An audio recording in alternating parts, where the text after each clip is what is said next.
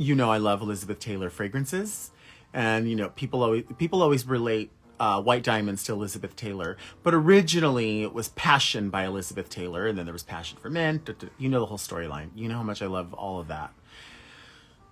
This year, the White Diamonds Passion Legacy, all of that continued with another release from the Elizabeth Taylor collection of fragrances. And this one came out, and I had to buy it at Macy's. And it came with a gift, like a gift with purchase that was so ugly. I'm sorry, but it was free. What are you going to do? White Diamonds Legacy. It's different. It's different. It's not White Diamonds. If you know White Diamonds, this is not the scent of the original White Diamonds. It's not the scent of Diamonds and Rubies. It's not the scent of Diamonds and Emeralds. None of them. It smells nothing like any of the White Diamonds or White Diamond sort of offshoots. It's not like any of those. It's not like any of those. The reason being is this, in my mind, is closest to White Diamonds Night, which is the first time I ever got that. Morgan McMichaels bought that for me as a gift. Original packaging, right? So the White Diamonds is always in this kind of a bottle. You can get it in a 1.7 or a 3.4. I actually think this is 3.3. But anyway, you can get it in this size. But White Diamonds Legacy, what makes this different from the regular original White Diamonds is that this is, of course, a white floral, but it's also extremely creamy. It is very, very, very creamy. And the interesting thing is I don't necessarily sense vanilla in this, which is, you know, usually vanilla is what sort of calms things down a bit. The stern florals. This doesn't really have stern white florals in it, per se. The base of this, which sticks around whenever you wear it, the base of this is musk, amber, sandalwood. You know, those are pretty standard in something. The heart of this is orange blossom. There's a lot of orange blossom in this. Jasmine is in this, but the top of this, the opening of this, that what you smell, what invites you in, is honeysuckle. Honeysuckle is what opens this. I know I would like to say like marshmallow creamy, a little bit like that canvas, but more florals. It's just that this takes whatever the amber that's in it is what knocks the floral down from smelling like floral and green in a way. It makes the florals just a little more creamy, So, yeah, White Diamonds Legacy by Elizabeth Taylor. It's 2021. It came out this year. I was in line to buy it. I was excited to buy it. I'm very happy with it. I tell you what, if you wanted to buy someone an Elizabeth Taylor fragrance and you didn't know what kind of perfumes they liked, but you thought, I like the packaging of that, right? I need something that looks kind of like a White Diamonds, or they love Elizabeth Taylor. I would really suggest this one. I would suggest White Diamonds Legacy over the original White Diamonds. And I'm not saying I like it more. I'm saying that this is, for lack of a better term, a safer fragrance, because it is, in my mind, this fragrance is less opinionated, if that makes any sense. What I mean by that is this fragrance it doesn't directly say that it's a gourmand. It doesn't directly say, oh, that is so yellow floral, or that is so spicy. It's a little bit right in the middle. You know, it's safe. It's comfortable. It's kind. This is a kind fragrance. A beginner's level fragrance. I like that, Enya. Good to see you, by the way. And co-founding Cody is here. I would say this fragrance it's not decided. It's not decidedly this or decidedly that. It is floral, but that amber that's in it really calms it down. Makes it comfortable. There's a fragrance I have over here that I haven't talked about, but was gifted to me. The new Dolly Parton fragrance. I have to talk about it soon. Is similar to this. Also Belle by, will somebody help me? Belle. Who does Belle? I'm only getting half of the name. Um, who does it? Yeah, you're right. Yeah. I like that. Thank you. I like that you say that, Gray. It's more of a blend. It's very, very, very, very blended. You know what it is? It's not a lot, but it's a little bit beige. It's a little bit beige. It's not chocolate brown. It's not stark white. It's somewhere in the middle of the road where it's very, very comfortable. You know what, Vander? I want to punch you in the face. I want to punch you in the back of the neck. Vander Von Odd. I haven't seen you in forever. So yeah, I love Dolly's fragrance too. I haven't talked about it, but Dolly's fragrance is beautiful. Yeah, Lancome. Yes, Rye, that one. La Vie, I'm pronouncing it wrong. La Vie et Belle, maybe, from Lancome.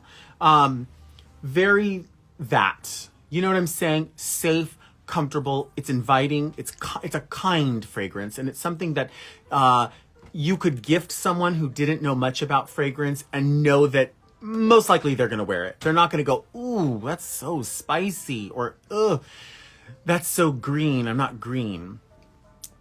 White Diamond's Legacy. That's the one. That's the one. And this is a fragrance from 1971. The bottle's not from 1971, just it was created in 1971. This is always in my fragrance library. I love the enormity of this fragrance. And when I say that, I mean, this is a fragrance that, I mean, honestly, if you sprayed just one spray of this, everyone would fucking know. And what I mean by that is that the word is called sillage. So if you're not familiar with that word, sillage means the amount that the fragrance lasts in the room when you're in the room. So you know when you go somewhere and you're like, oh, that smells like my mom, or oh my gosh, that smells like, my dad's aftershave, or whatever it is. Well, I'm not saying that this smells like your mom or your dad, because maybe it smells like both, actually, because this is an earthy fragrance. It's a woody fragrance. It is, I would say, spicy a bit. This is Aromatics Elixir by Clinique. Now, I will say that I did talk about a type of aromatics. I talked about aromatics in black, which is a version of this. This is the original version. Aromatics Elixir is from Clinique. And, I would think, in my mind, when I look at the packaging of something, I think that kind of gives a suggestion as to who the person is that wears that fragrance. So when you look at a Clinique counter, it's very, very formal. It's very clinical, literally Clinique. And this surprises me. Happy by Clinique does not surprise me because it seems fresh. It seems welcoming. This is very, very mysterious. It is very enormous. It is very strong. Maggie, is it like cinnamon? It's not specifically like cinnamon. I would not say that, but the closest element to cinnamon in this would be the incense. This is a strong fragrance. If you have an aversion to cinnamon, even though this is not cinnamon, I think you might have an aversion to this because of its enormity, its strength, its sillage, its longevity. It's a very, very strong fragrance. A little bit goes a long, long way with this fragrance. So that means, a lot goes even further. I love to put a lot on. The way I could describe this fragrance to you as far as other fragrances, if you know Knowing by is Knowing Estee Lauder? Oh my gosh, I'm blanking right now. Knowing is Lancome. If you know Knowing, it's very much like Knowing. If you know Magie Noire by Lancome, it's very much like Magie Noire. I would say Youth Dew. It's strong like Youth Dew without all of the spiciness. Again, woody, earthy. There is a musk base to this. There's an oak moss base to this. Definitely like a cedar involved. It is strong. You do definitely get the woody notes in this. And it's the base that really, really lasts for you because the base is fucking sturdy. I can almost describe it like building a house in a bit, in a way. This fragrance, the work goes into the base. So if you have a home that you want to renovate and the bones are good to that home, the bones are the base.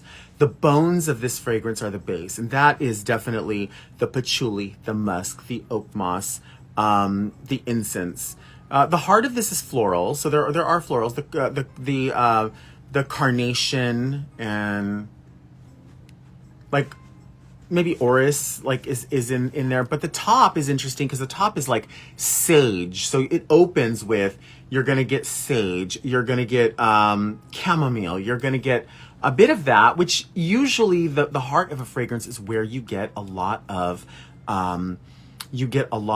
herbal in the heart of most fragrances, and the top is usually the fruit or the floral, and then usually the floral can marry in with the herbal. But in this case, mostly herbal in the top. The heart has the floral. The heart, the floral sweetness is what connects that herbal, and then the strong base.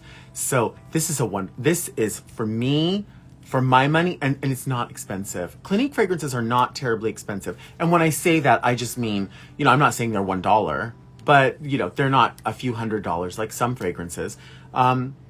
Also, if you're looking for something and you don't know how much you want to spend on it, but you want to try it out, I really do suggest Scentbird.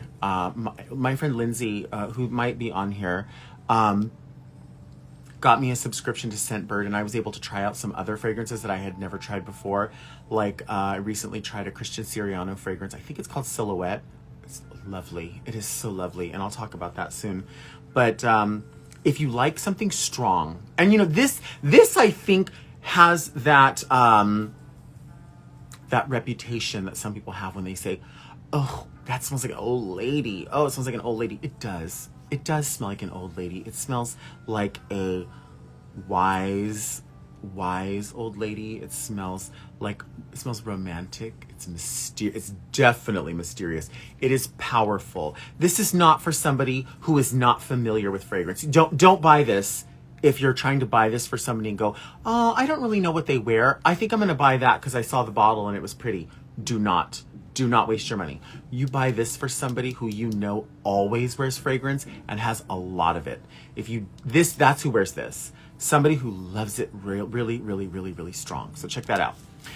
Yeah, Yoli's right. Old ladies smell good. I love old ladies. I love old lady perfume. When I got ready, in my mind, the colors of this and sort of the end of summer feel that I had reminded me of a fragrance that totally says summer to me. It's an old fragrance. I do like old perfumes. It's not my fragrance profile per se, but I do love it, and it's nostalgic to me, and it says, I'm in the meadow and I'm walking through the wheat, because it's Sunflowers. Do you remember Sunflowers? Sunflowers by Elizabeth Arden. This came out in 1993. I was a junior in high school. And everyone was wearing this. Everyone was wearing this fragrance. It is, let me see if anybody remembers it. Oh, you know what's funny? Oh my gosh, Arch, I just saw Anis Anis today. I just saw it today. I did. Yoli, you knew it. B. Santos, you knew it. Yeah, Sunflowers by Elizabeth Arden. Hey, Eddie. Your wind song stays on my mind. I love that. Anyway, so a Sunflowers by Elizabeth Arden. It came out in 93, and it was a thing, right? It was kind of like the smell of the time, of the moment. Definitely a fruity fragrance, but there's a bitterness to this, and I don't know how to describe it. I don't mean bitter in the sense of bad. I think because the anchoring it anchors the heart of this, or not the heart of this, the base of this is in cedar and oak moss and, musk, but really the cedar and the oak moss, I think provides almost this sort of like a woody nature to it. And in the heart of it is the floral. So in the heart of it, there's rose and there's jasmine. But at the top of this, it opens with sort of peach and melon and lemon, right? Who knows what a sunflower smells like? I think the idea behind this and the marketing behind this wasn't specifically what a sunflower smells like, but what the idea and the image of a sunflower evokes in people, and that is the simplicity of the summer. And I think that's the idea behind this. I quite love it. It does smell summery. It is. When I say a bitterness, it's a crispiness, right? There is a sharpness to this. Not a sharpness that would be in a Parma Violet, but definitely a sharpness that would come from the cedar and the orris root. Oh, there's orris root in this. That's the orris root. That's what's happening in that. So anyway, Perfume of the Night, Sunflowers by Elizabeth Arden, 1993. I know you're looking at that. I fucking hate you. Don't look at that. Yeah. Yeah. Swiss Formula Sunflowers was everything. Everyone in your swim class at YMCA. Yeah, it would be that. It's a light, it's a light thing, I suppose, in a way. It just also depends on how much of it that you wear. Girl, when I tell you, this is going to kill me. I know okay, there. I feel like I wish I had hairspray with me.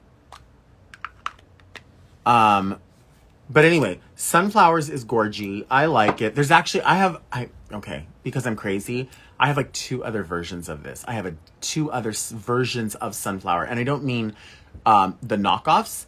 I mean like the actual, like they came out with other versions of Sunflowers from Elizabeth Arden. And I have those, so we can talk about that. House of Guerlain, who makes Shalimar, which is one of my favorite fragrances ever, and Samsara, which is one of my favorite fragrances ever. Isatis, they made a line of fragrances, and this one is La Petite Robe Noir, which essentially translates to the little black dress. And this is, I didn't realize until tonight that not only is there this one, there's 5 other versions of it. There is La Petite Fresh, La Petite Encens, and La Petite Nectar. So this one, I would say, again, we don't use the term Oriental to describe people, but some people describe furniture to be of, an Oriental type furniture. And in fragrance, the term Oriental is often used. I would call this an Oriental vanilla, if you know what you like in fragrance, I would call that this. But I would also say that it is a fruity floral, which is normally not my immediate go-to. I like a very sweet fragrance, but I like it to also be based in something very heavy. And that's the magic of this. That's what makes me really, really happy about this, is there is anise / licorice in this, which balances out the sweetness of the berry. The top note in this would be like an almond and a berry, which together already balance each other. And of course, the top note of a perfume is the note that you smell immediately, you're grabbed into, and then you breathe it in and you process it, and there's going to be a scent that you're left with. That's the base note. The base of this is like tonka. I'm going to say that definitely licorice / anise, a little bit of rose, but definitely patchouli. And the patchouli is, again, not overwhelming. When you smell this initially, you don't think like, it doesn't seem, I'm going to spray some more. Actually, I didn't spray any on my wrist, which is weird. You know what I do sometimes when I'm live? I spray it in my wig just because as I'm moving around, I can smell it. And I feel like I get a better appreciation for it. Yeah, the base in this comes through immediately. Even though it is very almond and berry on the top, the base of this, which is patchouli and is definitely licorice / anise, is in there. So it balances it out and it makes it, again, sweet, but immediately you pull back. You're like, okay, it's not that sweet where I'm choking to death. Do you know what I mean? I love it. I love it. It smells like something else I know, but I can't remember. I can't put my finger on it. I can't put my finger in it. I can't put my finger on it. But this is La Petite Robe Noir. Yeah, La Petite Robe Noir. So the little black dress. By the way, all of the bottles for these all have different silhouettes of dresses, and they're intended to, in fact, where's the box? The box is right here. So this is the box. And even in the back, It would be, there's a tag on the back or like a description as if it was a piece of clothing and it says like size small because it's a smaller bottle. Yeah, Gleek, it's really nice. Let's see, what does it say? This is the Guerlain's perfumer. So House of Guerlain's perfumer says, I'm deliciously sparkly and magical. My heart is embroidered with scented petals. If you meet me, you won't ever be able to forget me. La Petite Rob Noir's perfume wardrobe. I am the petal dress. In a way, it's a perfume.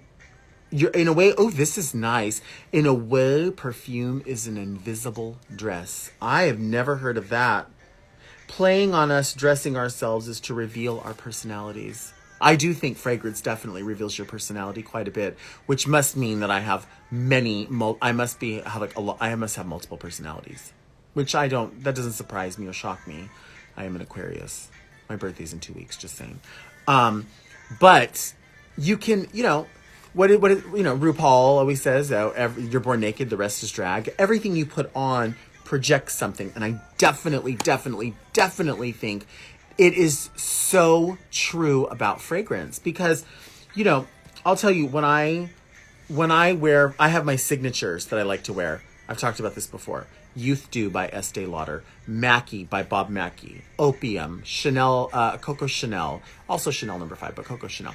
But I like other fragrances too. I mean, I have about 100 bottles of perfume, which is not the most. Some people have more, and I always want more. But I have limited space. The thing about this is, when I take a shower during the day, I don't dress obviously in drag every day. That's not what I'm comfortable wearing, and that's not how I feel. So, in a given day, what am I wearing? My uniform, a black V-neck t-shirt, cargo shorts, Toms, it's not much. But usually when I get out of the shower and I put some fragrance on, it's usually, I normally wear Calvin Klein fragrances that are their male profile. So CK1 is pretty basic and clean to me. I do like to wear Ferrari Pure Lavender. I like to wear CK Summer. I like to wear CK Man. These are just because their fragrances are very similar. If they're, and of course, I very much like wearing John Varvatos fragrances. But I always feel like in the fall and winter, which is now, if it's evening, I like to wear something a little bit heavier because that's just how I feel. And I think the same goes for women's fragrance or a female profile, as they're called. And that's why I always think it's definitely worth your time to, if you're curious about a fragrance and you don't know if it's really going to be the one, I do suggest getting those knockoff perfumes that are $1 at 99-cent store or Dollar Tree or whatever. The base, the same formulation is there, essentially, so you'll get an idea of what it smells like. I've never smelled one of those, aside from the Chanel No. 5. It never smells like the right one.